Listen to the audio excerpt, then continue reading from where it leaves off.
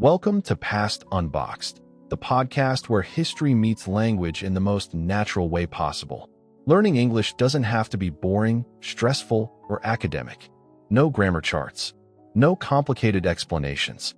Just real stories, told clearly and slowly, so you can enjoy every second and improve your skills along the way.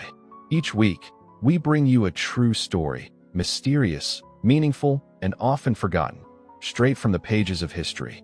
But we don't just tell you what happened. We bring it to life, using simple, spoken English that's perfect for learners at any level.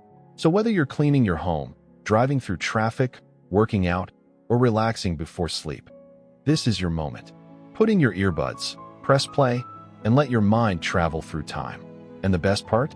While you listen, you're not just learning a language. You're learning about people, places, power, and the lessons hidden in our past.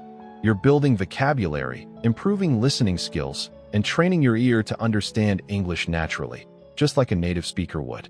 Every episode is like a window into history, into humanity, and into how much we can learn through simple, consistent listening. You don't need to memorize anything. You don't even need to take notes. Just stay curious and keep coming back. If you enjoy these stories and want more, support our journey. Follow the show, rate it, leave a comment, and tell a friend who loves language, mystery, or both. This is Past Unboxed, where we make learning English effortless, meaningful, and unforgettable, one story at a time.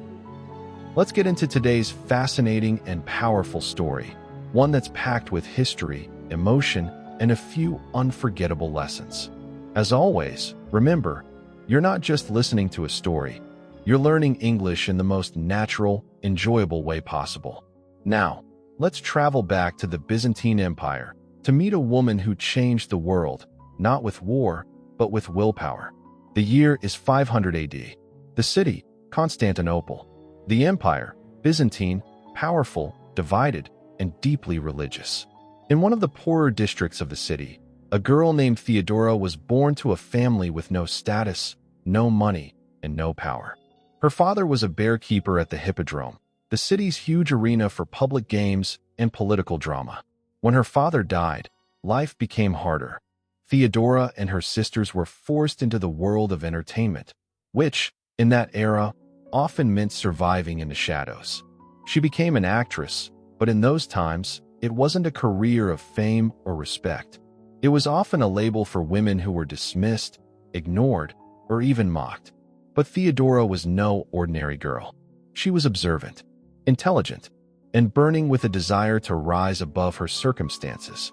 She eventually left Constantinople and traveled for years, witnessing injustice, poverty, and the quiet strength of ordinary people.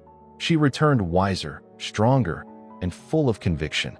And it was then, back in the city, that fate brought her face to face with Justinian, a rising political leader, an heir to the throne of the Byzantine Empire.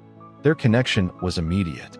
He admired her not just for her beauty, but for her mind, her clarity, and her courage. Despite harsh criticism from nobles and religious leaders, Justinian changed the law so he could marry her, and eventually, when he became emperor, Theodora was crowned as empress. But she wasn't just a figurehead. She was a force. When riots broke out in 532, known as the Nika riots, Justinian nearly gave up. The palace was surrounded, the people were furious, and his advisors urged him to flee. But Theodora stood firm. She looked at the room full of fearful men and said words that would echo through history. Royal purple makes a fine burial shroud. It meant, if she were to die, she would die an empress, not a coward. That moment changed everything. Justinian stayed, regrouped, and crushed the rebellion, saving the empire and proving that Theodora's courage was more than symbolic. Throughout her reign, Theodora fought for the marginalized. She passed laws to protect women. She created safe houses for former sex workers. She pushed for religious tolerance and insisted on being part of every major decision. She ruled not from fear, but from vision. She died at just 48, but her legacy lived on, not as a saint, not as a queen, but as a woman who turned pain into power and experience into leadership. And that was today's story from Unboxed Past. We hope you enjoyed it, and more importantly, we hope you learned something from it. History has so much to teach us, and when we combine that with simple, meaningful English, learning becomes unforgettable. If you liked this episode, don't forget to follow, rate, and share the podcast. Leave a comment, support the channel, and help us keep bringing you powerful stories like this. Thanks for listening, and we'll see you in the next episode.